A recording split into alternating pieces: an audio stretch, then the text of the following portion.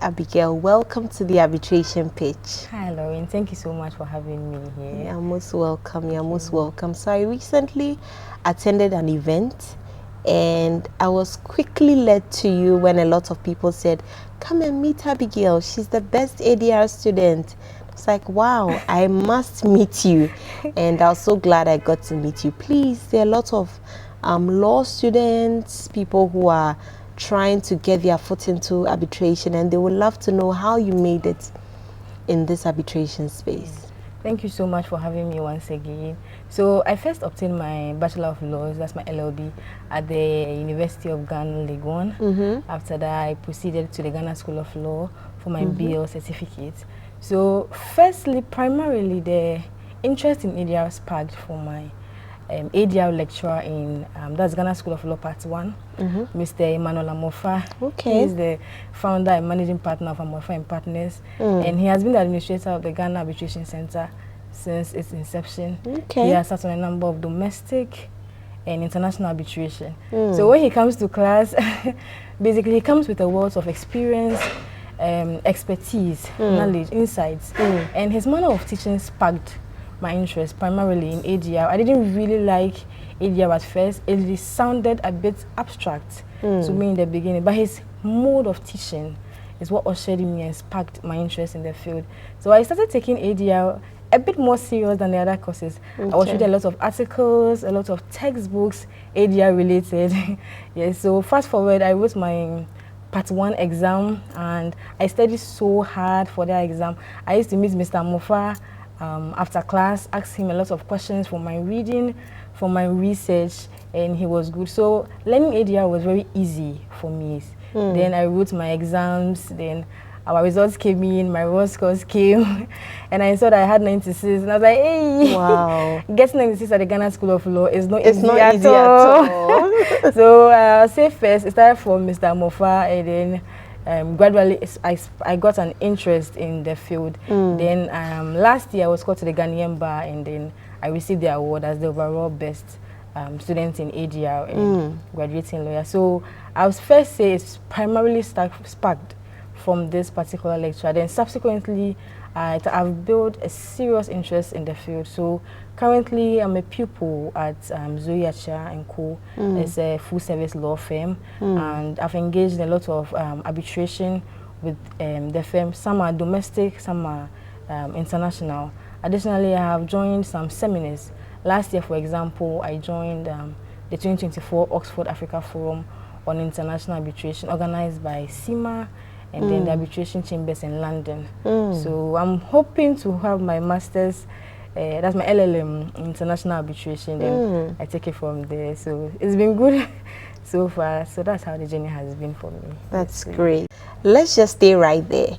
You know, learning, passing an exam, it's not an easy task, and I'm sure that we'd love to know some of the strategies you used in learning, more specifically, you know, because as you said, passing in the Ghana School of Law is not as easy, and it would be good to know what it takes, you know, to get an award, or even not get an award, just pass and finally become a lawyer. Okay, so first I'll say attending lectures. So this were my strategies. First, attending lectures is very, very important. At the Ghana School of Law, the system is very different from LLB, what we had in Legon, Tech, other faculties. It's a professional field, so the mode of the lecturers that teach us, the lecturers that set our questions, and the lecturers that mark, these are independent people. So you need as much knowledge as you can get. So attending lectures is very, very important. You get to hear the information from the lecturers firsthand, and it really helps. We also have what we call manuals at the Ghana School of Law. They are I will say they are guides for every courses. That's so right. you take it very seriously. To ADR, I took it very, very serious. So lectures, you have your manuals as well. Then we have past questions. Past questions, and then very helpful. Marking is very, very helpful. It helped me a lot in part 1. I think my second month, I got there's this heavy past question I bought. It was about 600 CDs. It had all the courses inside, and then their marking scheme. So I got that, and it really helped me. So after every course, I made sure I answered the questions from what I saw from the marking scheme and then the past question. That's and right. I usually asked, I didn't like to speak in class, but I usually asked the lectures after they teach. But I advised students to ask in class. It helps and it benefits other students as well. I was a bit shy, so I would see the lectures outside the class and I'll ask them questions. So that was very helpful too. Also, I would say group studies. Group studies is very, very important. In Makola, that's as I'm saying, it's a professional school. You can't say you know it all. In faculty, you can read a textbook. You can decide not to attend class. Sometimes it may work for some people, but at Makola, you need, as I said, you need as much knowledge as you can get. So group studies, it helps you leverage on the knowledge of others. Sometimes you may understand something, but your friend or a colleague may explain it better, or they may explain it in a way that you ask yourself, okay, this is not how I understood it. Realize that your friend has a better comprehension of the subject than you. That's right. So I would say group studies is very, very important, and solving the questions. Then we have something called supplementary notes. Okay. In Ghana School of Law, we have a lot of... You were doing everything. I did a lot of stuff because when I first came to the system, I was really scared. I had a lot of failures. Yes, so I had to get ready. I just wanted to write my exams and pass and leave. So I left no stone unturned. That's right. Basically, that is how it was for me. And for ADR especially, we were hearing a lot of things that ADR is one of the most failed courses. And I remember my badge, my year, it was the most failed course, then civil procedure. I think because most students underestimate it. They see it as a reading course. Yes, yes. It's an advice I give to students who come to me that ADR, do not underestimate it. It can take you by surprise and you will fail.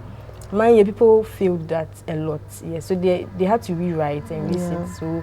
So me, it was attending classes, writing your notes, having your own personal notes. So you have your class notes, but you make your own personal notes. That's right. Then going for group studies and study discussions.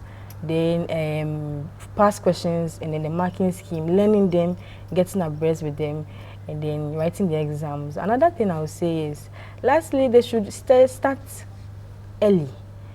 Don't wait for 2 months, 3 months to the exam to start learning the course. You will fail. For that, it's so clear-cut, you will fail. So from day one, as lectures begin, they should take it very, very serious. So that during examinations, they'll just be solving questions and be revising so that they'll pass the examination. So that is what I did, and that's what helped me. So I went to the exam hall and I was calm.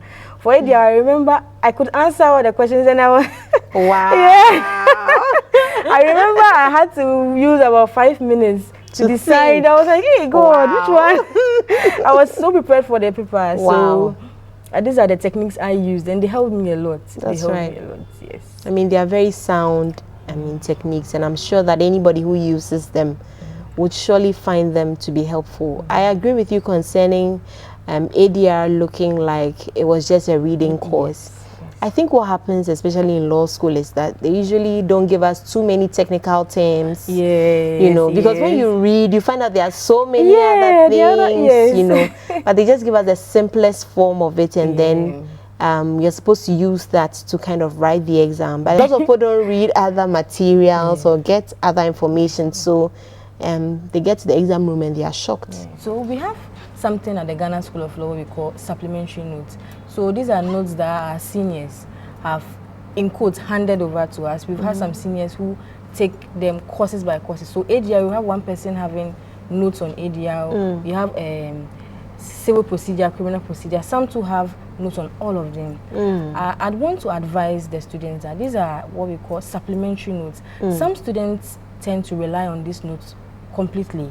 And sometimes there may be some mistakes in these notes that are corrected in class. Even these manuals that I mentioned, when there are some changes in law decisions by the courts, our lecturers usually bring our attention to it. That's right. So I'd like to advise some students use these supplementary notes as their personal notes, and then they reproduce it in the exam with the mistakes.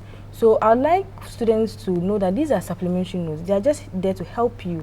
Sometimes they have explanations that really help you understand a provision better or a sentence better. So that's their work, but they shouldn't rely on it completely, because some may. Usually they have some mistakes. I saw a number of them during my time, so you have to be very careful. That's why attending class is also very important. The lecturers point out changes in trends, court decisions that have changed original or old positions. Yes. So they shouldn't rely on these supplementary notes entirely. They should mainly use them as a guide. They are just supplementing their notes. That's right. Yes, so that is it for me. That's right. And you are at least a year at the bar. Yes, please. So after becoming a lawyer, what are some courses that a freshly minted lawyer can take to ensure that they progress on the arbitration journey? Okay, so I'd advise first, there are some seminars, usually CIMA, that's the Center for International Mediators and Arbitrators. They organize seminars, webinars, and conferences. Last year, I joined one. It was an Oxford African, that's the 2024 Oxford African Forum on International Arbitration, organized by CIMA and then the London Arbitration of Chambers of Arbitrators.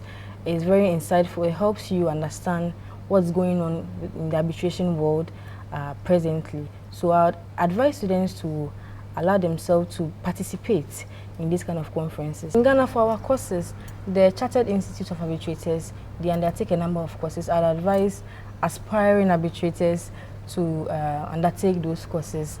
And additionally, I advise them to have a master's, that's an LLM in international arbitration. Myself, I'm hoping to undertake one very, very soon. So I advise them to do that as well. That's interesting.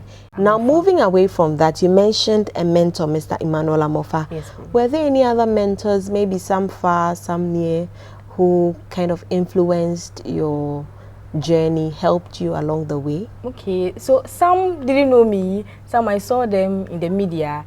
There's one lady, Nania Ankuma Saki, she's in Bella. Yes. So yes. She was a distant yes, I really liked how sharp she was and how she has carved a niche for herself in the industry. So she was one of the people I looked up to. And then I had other seniors who had completed a year before me, who casually once in a while they will come and check up on me and they will motivate me with studies. So they all helped me substantially in making it out of the Ghana School of Law. So yes. That's great. That's great. And I think that we all should get mentors as much as possible. And as you said, some may not be as close as we would anticipate, but it's important that we still observe their lifestyles and do likewise. Are there any trending areas in arbitration we should look out for? Yes. Okay, so to me, I think technology-related disputes, arbitration is evolving at a rather fast pace, which is good. So one area I'd be most concerned with is technology-related disputes, cryptocurrency, Bitcoin, digital assets. These are areas that when issues arise out of, from my observation, I realize that they are mostly referred to arbitration. So for cryptocurrency, it's evolving as well, and due to technological advancements and their recent adoption in certain industries, when there are disputes, most often they are referred to international arbitration. So I want to give an example. We have a company called CoinFlex. It's in China, and it's a cryptocurrency brokerage. So they referred or initiated arbitration proceedings at the Hong Kong Arbitration Center as against another cryptocurrency customer, popularly known as Bitcoin Jesus, for an $84 million claim for unpaid impages. So a situation like this, although it arose in cryptocurrency, it was referred to international arbitration. My final question to you is that if you were not a lawyer or an arbitration practitioner, what would you have been doing? I think I would have been lecturing. I would have been teaching. I like to teach. I like impacting to people. Growing up, I've done that a number of times, even at the university. So I think I would have been teaching. Primarily, I would have been teaching French. Okay. Oh, yeah. I like French a lot. French is good. Yeah. Right now I'm a bit rusty, but because of the law took my time. But yes, I would say I would have been a teacher, a French teacher, or a teacher generally. I like teaching, so that is what I would have been, or a baker. Okay. Yeah, I like baking too. So okay, so permit me to call you the bilingual or multilingual lawyer, arbitration practitioner who makes good cakes and pies. Thank you so much. Yeah, thank you for joining us. Thank you so much for having me. Bye-bye.